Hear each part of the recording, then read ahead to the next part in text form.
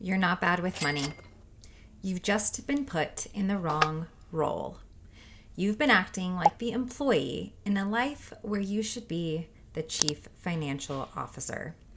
This is Mom's Money Talk. I'm Elli Ezra, the mom talking money like no one ever did for you. This is for the woman, for the mom who's done managing money and ready to run her life like a business. I'm not a financial advisor, but I've built companies, sat in rooms with investors, CEOs, business owners, and learned how money actually works.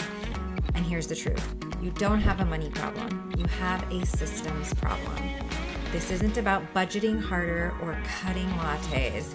It's about spending with intention, building assets, and thinking like the CFO of your household. Because if you're a mom, you're already running a business, the business of the home. So I'm giving you the playbook, one that makes your life feel lighter, not heavier.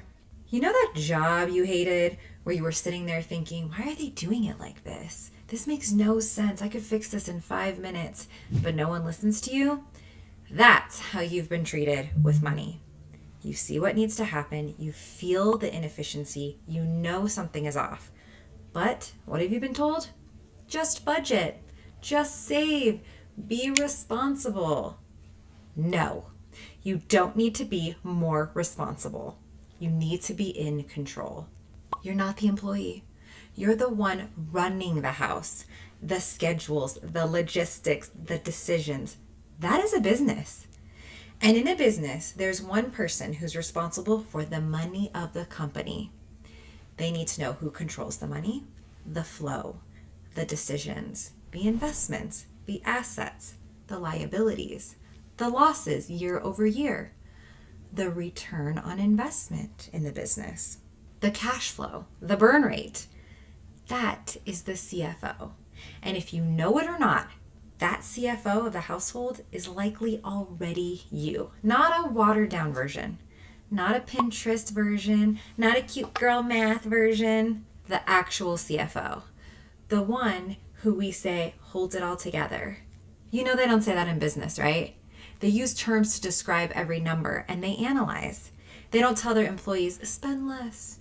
They understand what each person does in the larger picture that contributes to the bottom line.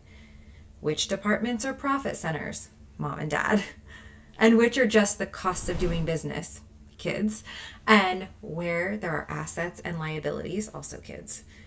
And they understand the numbers hanging on top of all of those things. This is real power. This isn't just empowerment language. This is understanding the system, seeing how money actually moves, and making decisions based on that. It's not mystical. It's not reserved for men in suits. I promise, I've been in the rooms. The fear you have around how complicated you think this is, that's not coming from other women. That's coming from the overwhelm of paperwork that is felt when you start to paper out your money. It's tedious. It's a lot of signatures, but you're the damn CFO. This is literally your job. And I promise, it's easier than gardening, crocheting, making sourdough, or any of the other things you do that you think are easy. You've just been kept out of these rooms, but I've been in them. And I've been asked for the numbers. As a marketing agency owner, I've been asked to prove the ROI, the return on the investment of marketing programs to CEOs of billion-dollar corporations, as well as a startup VC and executives from some of the biggest brands down to the lawyer down the street.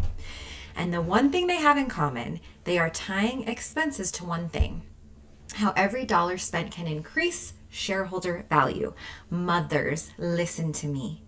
Your decisions should increase the shareholder value of your family, your kids, you and your partner. Is life getting better by definition of the business, aka your home, your domain? We're not doing girl math here.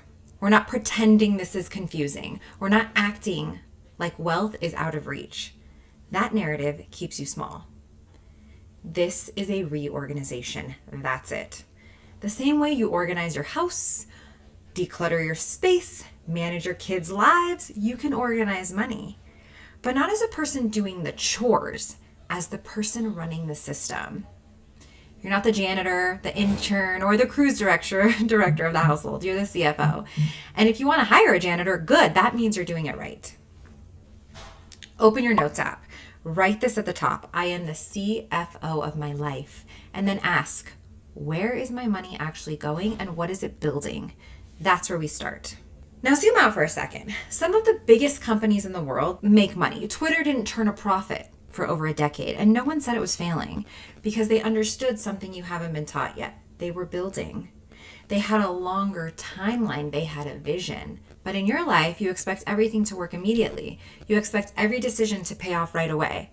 You expect your money to feel fixed in a month. That's just not how this works. That's not how businesses are built. That's not how investors think. They're looking at 18 months, 3 years, 5 to 10 years. They're placing bets, building systems. They're letting things compound.